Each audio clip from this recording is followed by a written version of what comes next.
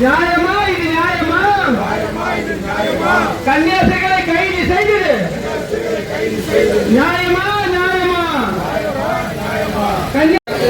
கண்டிக்கின்றோம் கண்டிக்கின்றோம் கண்டிக்கின்றோம் கண்டிக்கின்றோம் கண்டிக்கின்றோம். மதவாத மத்திய அரசை கண்டிக்கின்றோம். மதவாத மத்திய அரசை கண்டிக்கின்றோம். மத்திய அரசு மதவாத அரசு மத்திய அரசு மதவாத அரசு தொடாதே தொடாதே தொடாதே தொடாதே தொடாதே தொடாதே தொடாதே தொடாதே கன்னியாஸ்திரிகளை தொடாதே கன்னியாஸ்திரிகளை தொடாதே.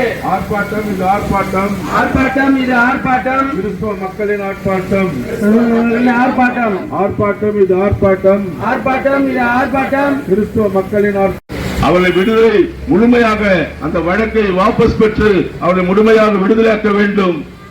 அந்த சகோதரிகளை அடித்து மிரட்டின அந்த விஎச்பி பத்திரங்களை சேர்ந்த அந்த பெண் உடனடியாக கைது செய்யப்பட வேண்டும்.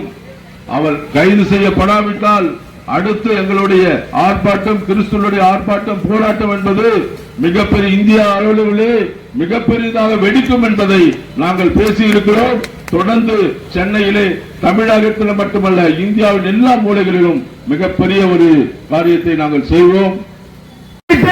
யார் பம்மாத்து காமிக்கிறது?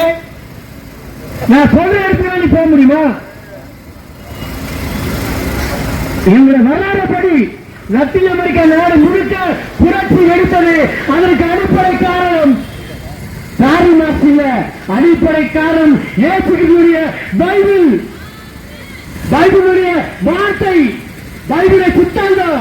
அதுதான் உலகத்துல பாதி இடங்கள்ல சோசியலிசம் சமதர்ம கோட்பாடு அமல்படுத்திச்சு.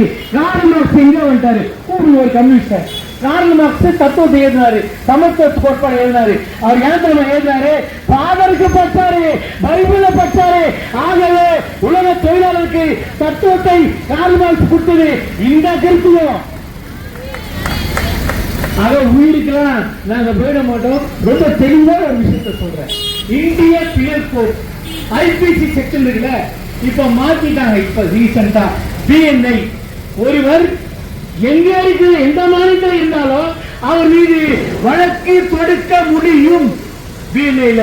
ஆகவே இன்னைக்கே போங்க, நாளைக்கே போங்க. இங்க நிர்வாகி இங்க இருக்கிற கூட்டணி எல்லாத்தையும் சொல்ற ஒவ்வொரு போட்டு போங்க. ஜோதி சர்மா அட்ரஸ் தரேன், ஜோதி சர்மா ஆதார் கார்டு தரேன், கம்ப்ளைண்ட் பண்ணுங்க, வழக்கறிஞரை கூட்டு போங்க. இதுவரைக்கும் 50 பேரு வழக்க பதிவு செஞ்சுக்கிறாங்க. ஜோதி சர்மா பத்திரங்கள் லேடி மேல அவன் தான் எல்லாரையும் அடிச்சான். அவன் மேல இப்ப கேஸ் ஃபைல் பண்ணுங்க. நானும் இப்ப ஃபைல் பண்ண போறேன். ஆனா எல்லாருமே பிஎன்ஐ செக்ஷன் அடிப்படையில் அந்த ஜோதி சர்மா மீது வழக்கு தொடுக்கணும். என் மதம் புண்பட்டிருக்குது, என் மதத்தில் சார்ந்த அருள் சகோதரிகள் தாக்கப்பட்டிருக்கிறார்கள். சங்கராச்சாரியர் தாக்கப்பட்டா விட்டுவியா? ஒரே வார்த்தை கேட்கிற, காஞ்ச மருத்துவர்கள் தாக்கப்பட்டா இந்த சமூகம் வேடிக்கை பார்க்குமா?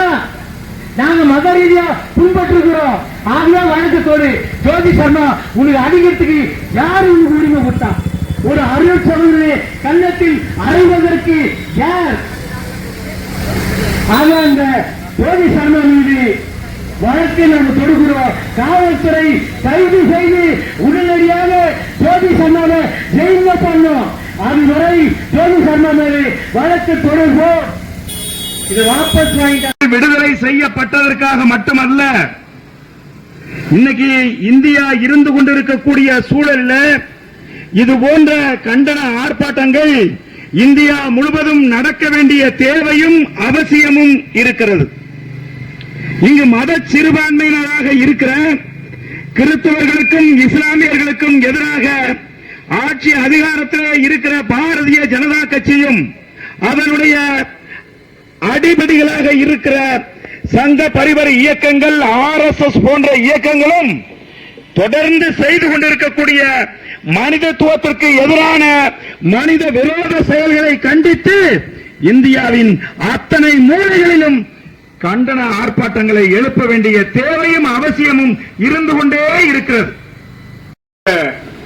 சிறுபான்மை மக்கள் நல கட்சி சார்பாக இன்னைக்கு தமிழ்நாட்டில் ஒரு முதல் விதையா இவங்க ஆரம்பிச்சிருக்காங்க. நிச்சயம் இது தமிழ்நாடு முழுக்க இந்த கட்சியை வளர்க்கணும். ஏன்னா கிறிஸ்தவர்களுக்கு ஒரு கட்சி இல்லை, தனியா ஒரு கட்சி இல்லை குரல் கொடுக்கறதுக்கு. எந்த ஒரு விஷயமா இருந்தாலும் எதிர்த்து குரல் கொடுக்கிறது ஒரு கட்சி இல்லை. இதை ஆரம்பிச்சிருக்காங்க. அதுக்கு என்னுடைய வாழ்த்துக்களை கூறிக்கொண்டு எனக்கு வாய்ப்பளித்த அத்தனை உள்ளங்களுக்கும் நன்றி கூறி விடைபெறுகின்றேன்.